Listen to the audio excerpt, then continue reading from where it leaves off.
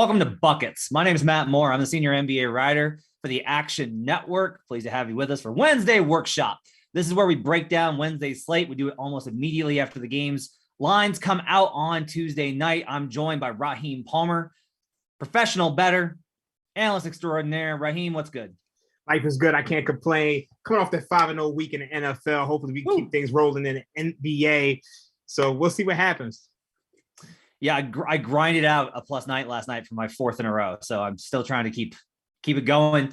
Let's go ahead and let the listeners know that if you want to watch this as soon as it comes out, if you listen to this on the podcast, check us out on YouTube every Tuesday at 7:00 Eastern. We go live on the Action Network YouTube page. You can follow us on Twitter at Action Network HQ. You can follow me on Twitter at HP Basketball and Raheem at DJR2. That is was that less dorky when I said, like, I'm trying? Nah, that was cool. That was cool. All right. I was listening to a lot of Jay-Z yesterday. Anyway, so we're going to go ahead and get started with the Wednesday Workshop. No more messing around. We're just going to go ahead and start it. Raheem, what's your best bet?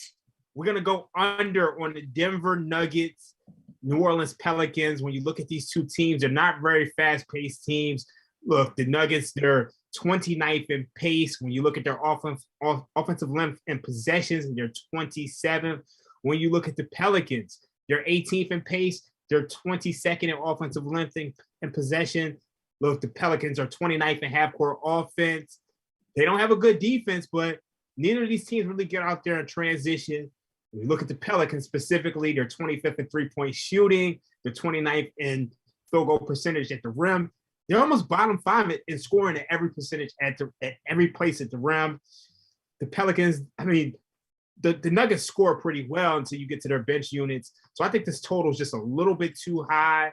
I personally make this game, what do I make it? Around, I make this total, where do I have it? I have it around 208.5. So 215, 216, where you see in the market now, I think it's just a little bit too high. We need a challenge button for the show. I need a challenge button, because I would be hitting it to go ahead and challenge you on this one. I'm going the over on this. So I've got it at 216. Let me make the case for you, because that's our whole thing, is we talk about the process on Wednesday Workshop. All right, let me make the case for you. The Nuggets have one of the best defensive starts in the NBA. They were the number one defense for the first 3 weeks of the season. In the last 2 weeks, guess where they rank in defensive efficiency? They are 29th. Ooh. They are 29th. New Orleans in that same span is 23rd, while 29th on the season. So they've gotten a little bit better, but they're still really bad. On the season, the Pelicans are 26th in offense, but in the last 2 weeks, they're 16th. The Nuggets are 17th on offense for the season. Last 2 weeks, 10th. This is via cleaningtheglass.com. If we also look at, we start to break down what's the schedule adjusted numbers for these teams. The Pelicans obviously are going to come out really, really bad because they're a garbage team, and that's kind of apparent without Zion. But getting Brandon Ingram back has given them a pretty healthy boost there. They've faced the 10th toughest schedule in terms of their defenses. So maybe the defense is better than expected. They've also faced the second toughest offensive strength of schedule. What that means is they faced better defenses than most of the teams in the league. So the Pelicans have been up against it. The Nuggets, meanwhile, have gotten a really big boost, I think, on the defensive end from who they've played. They just played some Eastern Conference teams. The Nuggets have not been the same because of their injuries. They're exhausted, Raheem. They're having to play such a short rotation, and that's led to a lot of problems on the defensive end. Like, now I'll say this. I think there's an equal impact on the fatigue on the offensive end. Like, Will Barton looks like all his jumpers look short to me. It looks like Will's just because Will had to play huge minutes with Jokic out. The trend that I kind of thought was going to persist was that when Jokic came back off of injury, I thought the totals would start going back down again because Jokic has been so good defensively this season. However, the Nuggets, this is a weird stat, but it's also, I think, a really important one. At the rim this season, the Denver Nuggets are giving up the 30th ranked percentage at the rim. Opponents shoot 66.4% there. Did you say that the Pelicans don't shoot a lot at the rim? No, I said they don't. They're 29th in opponent in field goal percentage at the rim. So they're shooting 58.6 at the rim. I think they're about middle of the pack in terms of shooting at the rim. So for me, it's just like you're middle of the pack and shooting at the rim, and you're not really scoring that well at the rim. It's just tough. I mean, when you're looking at a slower paced game, because these teams aren't really running like that. And then also, you did mention that the Nuggets are struggling defensively, but offensively, they're a mess too. They only put up 102 points on that Magic team. Like outside of their game against the Knicks, the last 2-3 games, they haven't been scoring. So this is a tough one. This may be one that I actually want to monitor the markets in, but for them to open up this total at 216, 215, and both of these defenses are struggling, it kind of brings me pause. So here's like an interesting one. I like the offensive and defensive possession length on dunksandthrees.com. I like that one as like a maybe a little bit stronger indicator of pace than even possession lengths, right? Because this actually tells you how long does each possession take for these teams. Denver is 27. That's predictable. The Nuggets do play at a really slow pace. You're right. The Pelicans are 22nd. However, on defense, this is an interesting one. On defense, the Pelicans give up the 8th fastest. So you just basically go up and you get an easy bucket versus the Pelicans. The Nuggets, though, will slow it down. Like they won't go into that. Even if the Pelicans were to give them easy stuff, the Nuggets will walk the ball up and really kind of grind. On defense, Denver's also taking a long time too. Like I think this is a tight one. I do just kind of lean to it because the number is only 215. Like we're talking about, like I've got the Pelicans. I actually have the Pelicans as a slight. I'm going to be betting the Pelicans in this game. The line is Pels are 2.5 point dogs. I have them as favorites because the Nuggets offense has struggled so much this season and their defense is starting to tail off as well. Like the injuries, the bench is a big part of this too. Their bench is a dumpster fire. Like I think that's kind of like the concern here. I have to look it up and see what the difference is between the pace for the Nuggets with Jokic on versus Jokic off, because the bench unit has like the worst defensive rating in the league for the Nuggets. And I kind of wonder if that's like, if we were talking about two distinctly different units here, like the majority of the minutes will be with Jokic on, right? Like he's going to play like 34. So you could still hit this under if the Nuggets just grind it down and play good defense. And the Nuggets are super efficient, but don't put up a big number in the Jokic minutes. But I think that's the concern, is that you're going to get hit with a bench unit flurry, because like the Nuggets were literally up 10 last night versus the Bulls. Jokic went to the bench. He comes back in at the 8-minute mark of the second quarter. It was a 6-minute rest. Game's tied. Like they gave up a 10-minute lead, a 10-point lead in 6 minutes. And that's the game pretty much ended on Jokic going to the bench in the third quarter. Like they were up 1, and then he went to the bench, and then before you know it, the game is over. They were down double digits. So this is a tough one. We got the Nuggets have a 96.89 pace with Jokic on the court. Wow, this is interesting. They're actually slower with Jokic off the court. With Jokic off the court, they're playing 96.71. So it's about the same, but slightly slower. This is a great one for us to debate. We're gonna put a side bet on this off air. You and I are gonna put a side bet on this, just as like to test out the different theories on this. All right, what's your second best bet for Wednesday? My second best bet is I'm going over 225 on the Nets in the Rockets game. Look, my model actually makes this game much lower, but when I look at this Nets defense, I think the metrics are kind of capturing something that I don't know if the metrics are necessarily capturing the true strength of this defense. And when you look at the Rockets over the last couple of weeks, they're actually scoring some points. The Rockets over the last 2 weeks are third in offensive rating. They're scoring 119 points per 100 possessions. And you see that factor into their totals. They've gone over 3 straight games, and I'd say 5 out of their last 6. And it all started in their game against the Bulls. So clearly they're doing something different. You got the Nets on a back-to-back. They're coming off a game against the Mavericks. So I don't know if the defensive intensity is going to be there. This is a team that's, going like they're planning to win a championship this year. So I think this is a game where they probably come out and just try to outscore this team. And they should have no problem scoring on this Rockets defense, which is just 19th in defensive rating. So I'm really expecting a shootout. So I don't want to play this now.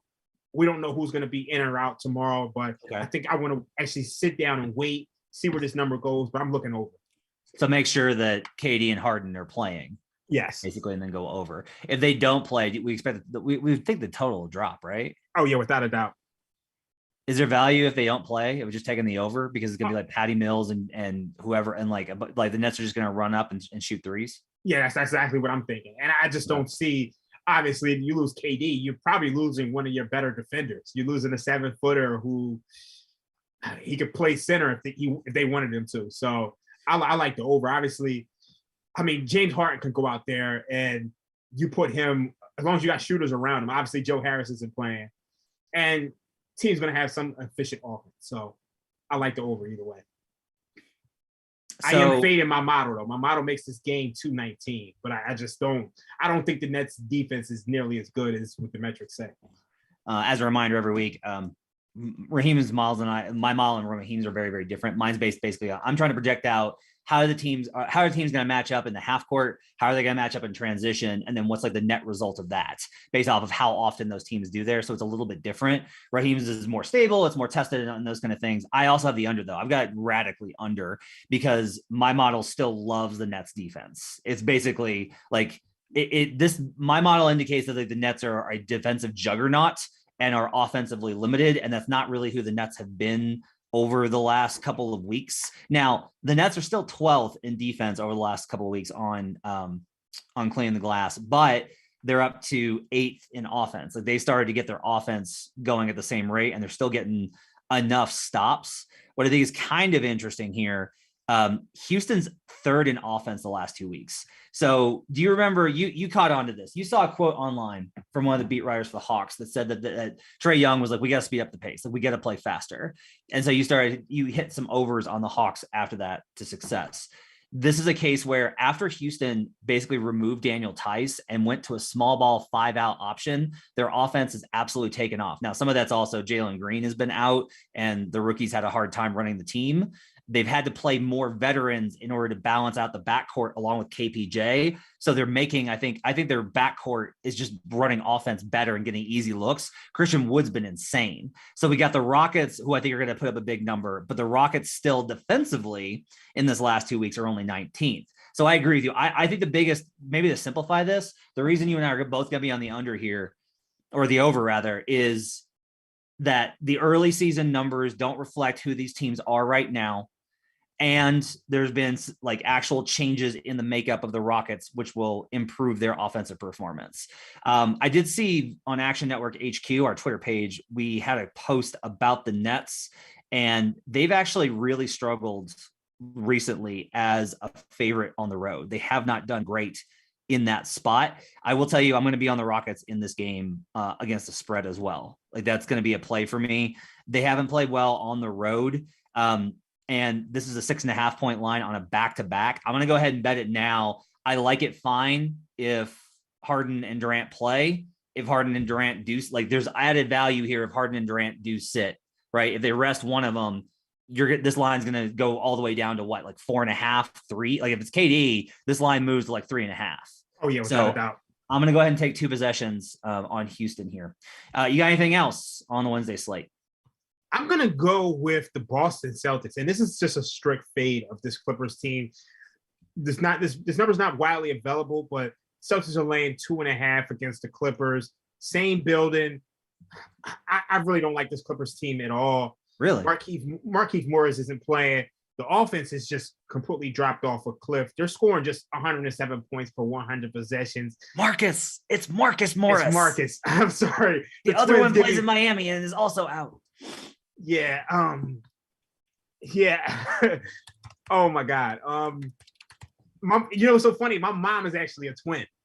Really? Yeah. So what's the total on this? The total on this game is 215. Okay. And you're taking you want the Celtics and the points here. Yeah, I want the Celtics, right? I think they're actually laying points. And I think that's the right move. I mean, when you look at like my model actually has this game of pick 'em, but I think the Celtics are a much stronger team at this point. Look, I watched that Clippers team struggle against the Blazers with no Dame and CJ. And I just think that the Celtics are a stronger team at this point. This Clippers team, right now, offensively, they're a complete mess. Like, they take tough shots. They can't score consistently. So I'm just going to strictly fade them here. So just because this isn't up at this is only up a few books when we did this. The Celtics are 2.5-point favorites on the road versus the Clippers. Yeah. Whew. Whew. Yeah, I'm gonna be on the Clippers on this one. We're against each other twice. So wait, is this 2 plays that you're going against your model? Yeah.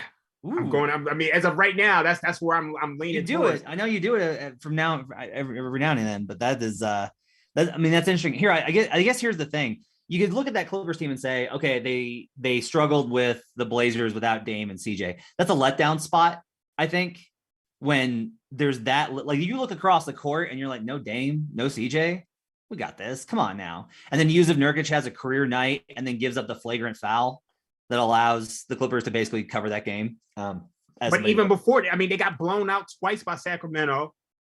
Like, but it's not. But really they hung with the Warriors in the first game of the season, and they've had other moments where they've beaten good teams. Look at let's look at the, what is this? 1, 2, 3, 4, 5. Last 6 games, they lost to the Warriors by 15. They got blown out by the Pelicans. They got blown out by the Kings. They beat the Lakers, got blown out by the Pelicans. I mean, by the Kings again. Came back, made it a game, and then struggled with the Blazers. So which one of these teams are in better form right now? But here's the question. Do we think the Clippers are worse than the Kings or Pelicans? I don't think that they're worse than them, but I think right now, offensively, they just don't have it going. Like, I see a team, like, I watched that second Kings game. They were in a penalty. They had the lead for most of the first half. They were in the penalty for, I'd say, half a quarter. And instead of driving to the basket, they're just taking tough jump shots. And you have a Boston defense, you have a Boston team, they're 6th in defensive rating. And over the last couple of weeks, they're 7th in offensive rating. So they're getting their offense going. I just think the Celtics team is just in better form. And I think that number, it actually kind of shows that. So I kind of got to take it. Okay. I can't follow you here. I'm probably gonna be on the Clippers. I like that I'm gonna be on opposite sides of you. We're in agreement, so I like that we're on opposite sides. I'm trusting my number because I've got this as Clippers' favorite with the home court advantage. So this will be an interesting one. My singular addition to the show for this week is going to be I like the Cleveland Cavaliers -2.5 versus the Chicago Bulls. Bulls are without DeMar DeRozan. This number reflects that. I have the Cavs as a 3-point favorite, full strength. So even with before DeMar, I've got this Cavs -3. I'm getting even let's put DeMar. Let's estimate him at 2 points on the line. So I'm getting 3 points of value here. Or 2.5 points of value here on the number. I like the matchup for the Cavs as a defensive team.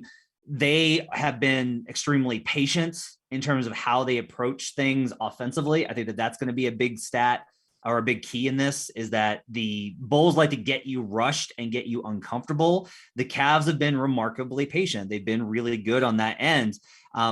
The only indicator that I have that's kind of concerning, the Cavs are 29th in turnover rate. So they're turnover heavy. The Bulls create absolute havoc in terms of defense, and they're great in transition. So that's an issue. However, I do think the Cavs have enough without DeRozan there to be able to keep up offensively. The Cavs numbers also offensively, I think, are a little bit slanted because you've missed Mobley. You had time without, like, all 3 of the bigs missed at one point. They need those bigs. Chicago's so small right now with where they're at. Like, it's Vooch, but then the second unit is Tony Bradley. They play Javonte Green big sometimes. They play small ball units.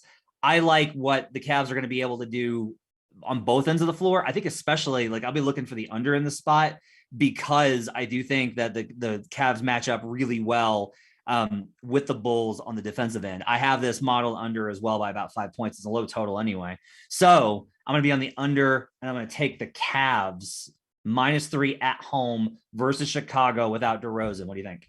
I love this play. And this was something I actually thought of, but I kind of wanted to wait. Obviously, losing DeRozan is huge for this team right now. I think DeRozan might be an MVP candidate. He's put 26 points per game, 4 assists, 5 rebounds. The Bulls are 5.7 points per 100 possessions better with him on the court.